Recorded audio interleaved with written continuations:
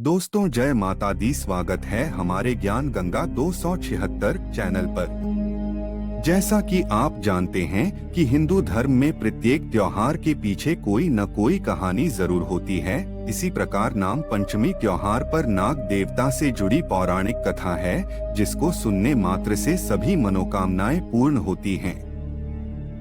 नाग पंचमी की पौराणिक कथा के अनुसार प्राचीन काल में एक सेठ जी के 7 पुत्र थे। 7 के विवाह हो चुके थे। सबसे छोटे पुत्र की पत्नी श्रेष्ठ चरित्र की विदुषी और सुशील थी, परंतु उसके भाई नहीं था। एक दिन बड़ी बहू ने घर लीपने को पीली मिट्टी लाने के लिए सभी बहुओं को साथ चलने को कहा, तो सभी धलिया और खुरपी लेकर मिट्टी खोदने लगी।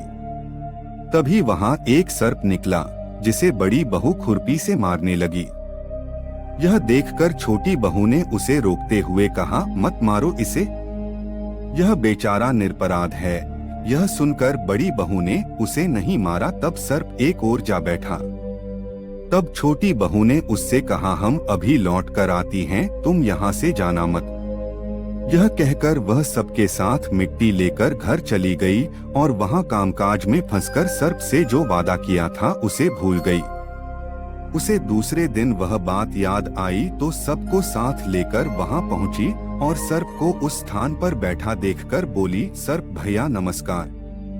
सर्प ने कहा, तू भैया कह चुकी है, इसलिए तुझे छोड़ देता हूँ, नहीं तो झूठी बात कहने के कारण तुझे अभी डस लेता। वह बोली, भैया मुझसे भूल हो गई, उसकी क्षमा मांगती हूँ। तब सर्प ने कहा, अच्छा, तू आज से मेरी बहन हुई और मैं तेरा भाई हुआ। तुझे जो मांगना हो मांग ले। वह बोली, भैया मेरा कोई नहीं है, अच्छा हुआ जो तू मेरा भाई बन गया। कुछ दिन व्यतीत होने पर वह सर्प मनुष्य का रूप रखकर उसके घर आया और बोला कि मेरी बहन को भेज दो। सबने कहा कि इसके तो कोई भाई नहीं था, तो वह बोला, मैं दूर के रिश्ते में इसका भाई हूँ, बचपन में ही बाहर चला गया था। उसके विश्वास दिलाने पर घर के लोगों ने छोटी को उसके साथ भेज दिया। उसने मार्ग में बताया कि मैं वही सर्प हूँ, इसलिए तू डरना नहीं और जहाँ चलने में कठिनाई हो वहाँ मेरी पूंछ पकड़ लेना। उसने कहे अनुसार ही किया और इस प्रकार वह उसके घर पहुँच गई। वहाँ के धन ऐश्वर्य को देखकर वह चकित हो गई।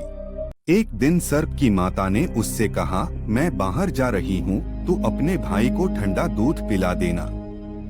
उसे यह बात ध्यान न रही और उसने गर्म दूध पिला दिया, जिसमें उसका मुख बुरी तरह जल गया। यह देखकर सर्प की माता बहुत क्रोधित हुई, परंतु सर्प के समझाने पर चुप हो गई। तब सर्प ने कहा कि बहन को अब उसके घर भेज देना चाहिए। तब सर्प और उसके पिता ने उसे बहुत सा सोना, चांदी, जवाहरात, वस्त्रभूषण आदि देकर उसके घर पहुंचा दिया।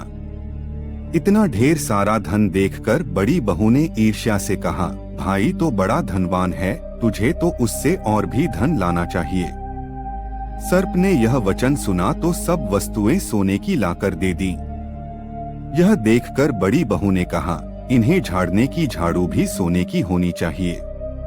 तब सर्प ने झाड़ू भी सोने की लाकर रख दी। सर्प ने छोटी बहू को हीरामनियों का एक अद्भुत हार दिया था। उसकी प्रशंसा उस देश की रानी ने भी सुनी और वह राजा से बोली कि सेठ की छोटी बहू का हार यहाँ आना चाहिए। राजा ने मंत्री को हुक्म दिया कि उससे वह हार लेकर शीघ्र उपस्थित हो। मंत्री ने सेठ जी से जाकर कहा कि महारानी जी छोटी बहू का हार पहनेंगी, वह उससे लेकर मुझे दे दो। सेठ जी ने डर के कारण छोटी बहू से हार मंगा कर दे दिया। छोटी बहू को यह बात बहुत बुरी लगी। उसने अपने सर्प भाई को याद किया और आने पर प्रार्थना की, भैया रानी ने हार छीन लिया है, तुम कुछ ऐसा करो कि जब वह हार उसके गले में रहे तब तक के लिए सर्प बन जाए और जब वह मुझे लौटा दे तब हीरों और मणियों का हो जाए। सर्प ने ठीक वैसा ही किया। जैसे ही रानी ने हार पहना वैसे ही वह सर्प बन गया। यह देखकर रानी चीख पड़ी और रोने लगी। यह देखकर राजा ने सेठ के पास खबर भेजी कि छोटी बहू को तुरंत भेजो। सेठ जी डर गए कि राजा न जाने क्या करेगा। वे स्वयं छोटी बहू को साथ लेकर उपस्थित हुए। राजा ने छोटी बहू से पूछा, तूने क्या जादू किया है, मैं तुझे दंड दूंगा। छोटी बहू बोली, राजन धृष्टता क्षमा कीजिए, यह हार ही ऐसा है कि मेरे गले में हीरों और मणियों का रहता है और दूसरे के गले में सर्प बन जाता है। यह सुनकर राजा ने वह सर्प बना हार उसे देकर कहा, अभी पहनकर दिखा। छोटी बहू ने जैसे ही उसे पहना वैसे ही हीरो मणियों का हो गया। यह देखकर राजा को उसकी बात का विश्वास हो गया और उसने प्रसन्न होकर उसे बहुत सी मुद्राएं भी पुरस्कार में दी।